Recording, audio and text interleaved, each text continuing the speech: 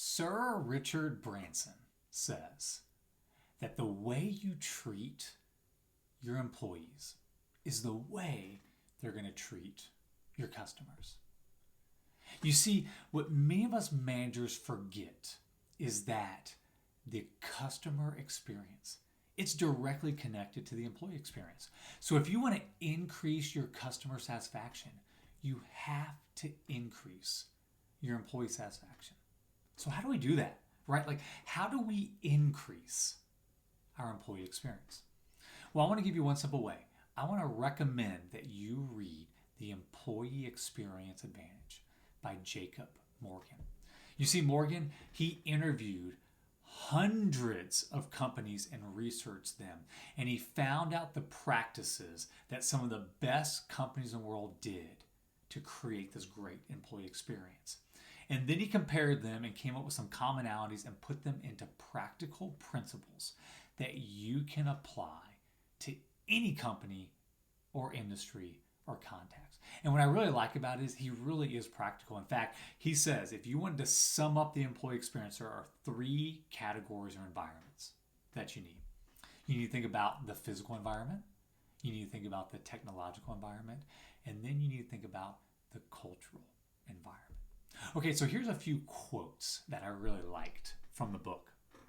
All right, he says this: when I spoke with Pat Waiters, who's the Chief Human Resource Officer at LinkedIn, she told me that if she could pick just one way to measure engagement at her company, it would be if employees show up to work each day wanting to create a sense of belonging for others. You see, sometimes we complicate it, right? We ask like 50 different questions for employee engagement instead of keeping it simple. What are the 1 or 2 things that are going to really tell you how your employees are doing or feeling about the company? Another quote: Ranjan Duda is the Director of People Analytics at PricewaterhouseCoopers. And he said, the one thing that organizations can't copy, the one thing other organizations can't copy from you is your people. People are your greatest competitive advantage, which is why we got to put enough resources in place, right, so that we can help them reach their potential. And then finally, Morgan quotes Laszlo Bach, who is the former senior VP of people operations at Google. And here's what he says: fundamentally, if your organization says our people are our greatest asset, right, as most do, and you mean it, you must default to open communication.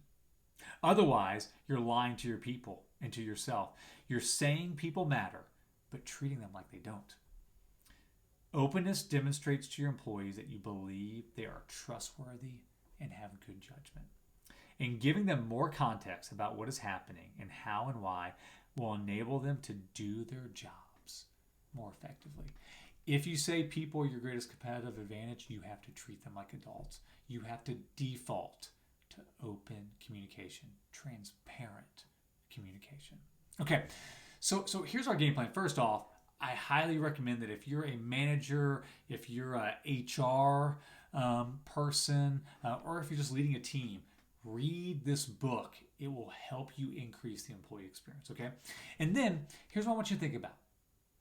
If you could rate either your company or just your team on how good or effective is your employee experience, rate it on a scale of 1 to 5. 1 being the worst, 5 being the greatest. So what would you rate it? And then, if you're really daring and bold, ask some of your team members, because they will be honest with you if you have a good relationship with them.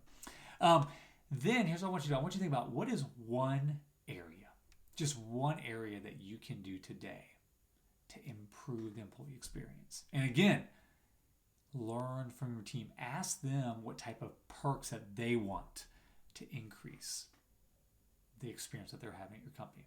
Now, let's say you're not a manager, right? You're just an employee.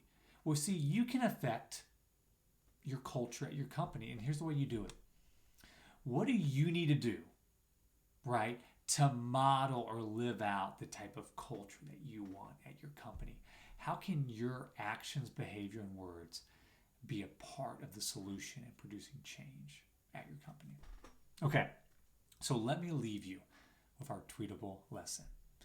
Your customer experience is directly connected to your employee experience.